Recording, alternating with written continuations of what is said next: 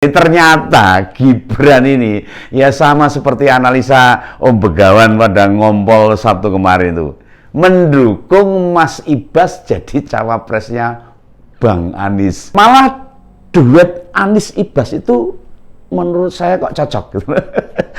Karena banyak yang meresponin, oh cocok ini Pak Anies sama Mas Ibas ini. Banyak komentar yang kemudian menyingkat mereka itu.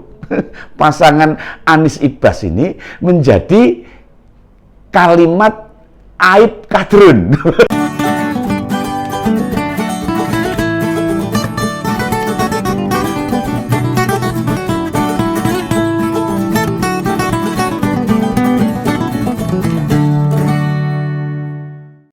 Halo, salam sejahtera, salam rahayu. Ketemu lagi di Ngompol Ngopini Politik. Ya, pertama saya ingin menyampaikan turut prihatin atas kejadian bentrok antara perguruan silat dan warga di Jogja. Ya sudah ngopo ya gelut bahaya. Tapi apapun masalahnya, tolonglah jangan mudah terprovokasi. Serahkanlah semuanya pada aparat keamanan, jangan mudah terhasut.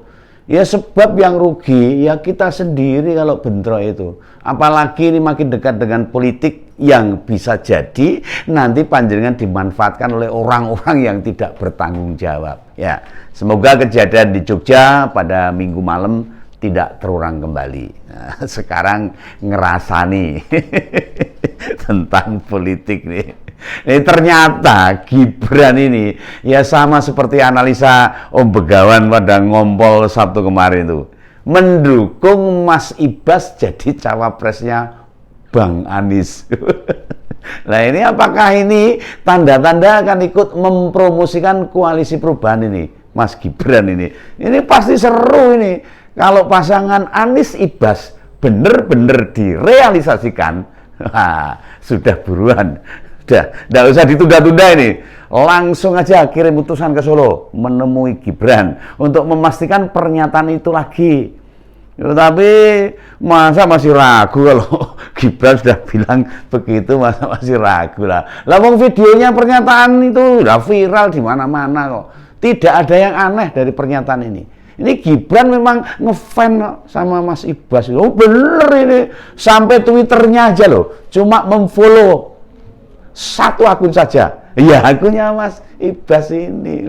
Nah, kalau gak ngefan pasti ya gak ngedukung pasangan Anies Ibas ya, Mas Gibran ya kurang kerjaan kalau gak ngefan itu. Nah, ya kirim aja Mas Ahaye atau bahkan Mas Ibas sendiri datang ke Solo sambil menikmati kuliner Solo itulah. Ya Gibran diajak ngobrol, siapa tahu mau berubah sikap jadi jurkamnya mereka.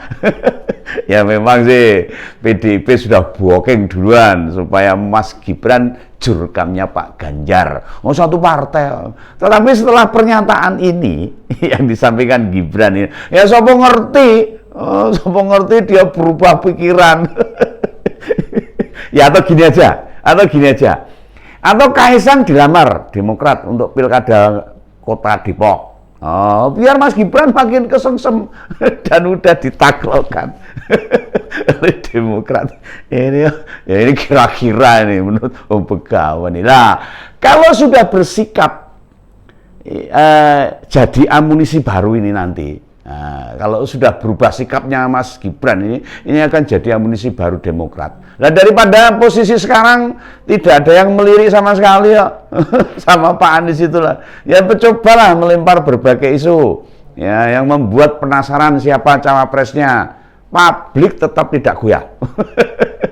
Lah memalingkan perhatian pun ya seorang goyah ini.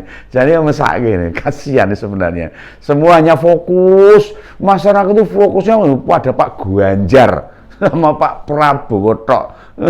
Pak Anies kelihatannya orang dilirik sama sekali.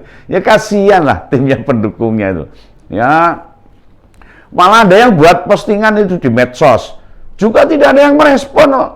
Jangankan postingan medsosnya Pak Anies, lawang konten dari pendukungnya saja sepi loh. Nah, lihat dulu channelnya Pak Rocky Gerung, Pak Refli Harun, Pak Rizal Ramli, apalagi Pak Amin Rais. Ngenes banget itu.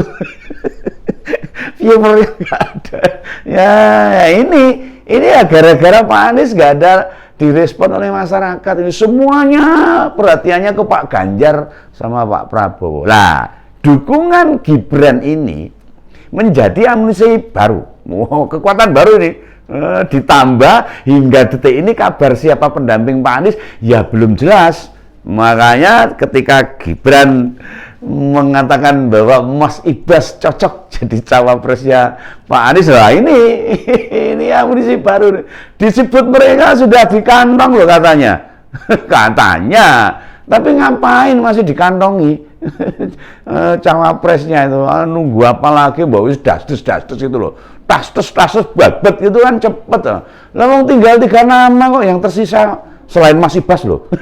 Yaitu Mas AHY, Pak Aher dan Bu Kofifa. Nah, kalau prediksinya Om Begawan, ini produksinya Om Begawan ini, Bu Kofifa pasti tidak mau. Wah, di samping itu meski NU secara organisasi tidak cawe-cawe, ini bahasa cawe-cawe agak terkenal ini akhir-akhir ini. Tokoh-tokoh NU bakal menyayangkan kalau Bu Kofifa bersedia itu, wah, sangat menyayangkan. Nah, di postingan saya kemarin tuh malah duet Anies Ibas itu menurut saya kok cocok gitu. Karena banyak yang meresponin, oh cocok ini Pak Anies sama Mas Ibas ini. Banyak komentar yang kemudian menyingkat mereka itu. Pasangan Anies Ibas ini menjadi kalimat aib kadrun. Jangan marah loh ini. Oh, ini di sambung-sambung jadi singkatan. Jadi aib kadrun itu Anies Ibas koalisi 8 triliun. Ini mereka loh ini yang komentar, bukan Om Begawan. Saya hanya mengambil beberapa komentar dari penonton ngompol. Nah ini gini, ini memang pas kok ini. Nama aib kadrun itu memang kelihatannya pas. Mudah diingat, mudah diucapkan, serta enak didengar. Nah, keuntungannya mencalonkan Mas Ibas juga besar nih keuntungannya. Bagi Pak Anies itu besar ini. Bukan hanya belum banyak kegagalan. Kalau memang hanya jadi ketua fraksi di DPR sana lah, fraksi Demokrat. Tapi kalau Mas AHY kan pernah gagal jadi calon gubernur. Kalau Mas Ibas belum, lancar 3 kali jadi anggota DPR. Nah, dilihat dari kekayaannya juga jauh, ya, lebih besar Mas Ibas daripada Mas AHY. Waktu jadi calon gubernur 2017 lalu, Mas AHY melaporkan hanya punya duit 15 miliar. Loh, nah, mau tahu kekayaannya Mas Ibas, Mas Edi Baskoro Yudhoyono ini. Tahun 2020 lalu, menurut catatan, menurut laporannya duitnya ada 36,6 miliar. Wah, 2 kali lipat uangnya kakaknya nih. Apalagi dibandingkan dengan capresnya Pak Anies ini, wah jauh lebih rendah lagi. Kekayaannya Pak Anies itu menurut catatan cuma 11 miliar toh. Wah, ini saya malah ngomongin kekayaan. Tapi ya enggak apa-apa, supaya masyarakat paham dan tahu tentang hal ini. Nah, aib kadrun ini bakal mudah diterima oleh publik. Lebih mudah diingat, diucapkan ini. Aib kadrun. Enak ya. Nah, bisa jadi belum ada clue atau kode tertentu pasca pertemuan Pak Anies dan Pak SBY di Pacitan sana. Ya, memastikan pasangan pendamping Pak Anies memang yang bisa mengejutkan publik belum ada. Soalnya pengusung kandidat dari PKS dan Nasdem tidak ada tokoh yang bisa diunsur menarik masyarakat. Renek itu, belum ada itu. Ya memangnya teman-teman tahulah siapa sih elit Nasdem yang layak dicalonkan? Apa itu Pak Sugeng Suparwoto? Paling ya itu ada Pak Hermawi Taslim, Pak Willy Aditya juga ada. Tapi ya begitu-begitu aja lah, siapa mereka itu. Yang lumayan dikenal ya memang ada pengusaha muda dan tajir yaitu Bang Sahroni. Ya, cuma di kalangan generasi tua Bang Sahroni ini tidak banyak yang tahu.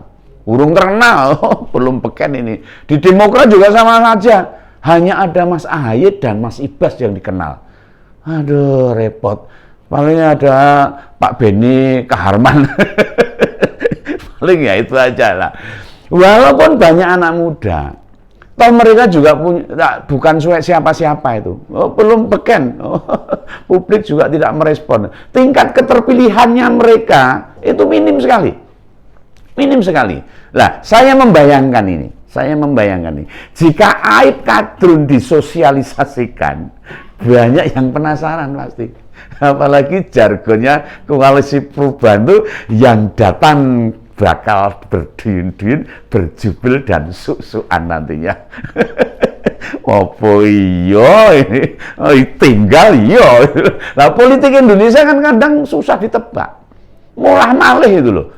Dan mengusung Anies Ibas di Pilpres 2024, ya bisa kayak dejavu, mengulang pilkada DKI lagi akhirnya. Siapa yang menduga pasangan Anies Sandiaga bisa menang waktu melawan Ahok Jarot waktu itu? Lawannya yang bisa kerja, prestasinya jelas, tegas melawan mafia-mafia. Kurang apa Pak Ahok sama Mas Jarot itu? Mampu meningkatkan layanan publik. Lah kok bisa kalah? Bisa kalah dari pasangan yang cuma jualan oke. Nah, meski para pemilih akhirnya ya menyesal. Yang penting pokoknya harus menang sih. Yang penting harus kuarepmu nanti rakyat ya. Gimana nih? Nah, soal janji-janji yang tidak ditepati. Dulu di Pilgub DKI, kan Pak Anies jago banget itu ngelesnya itu.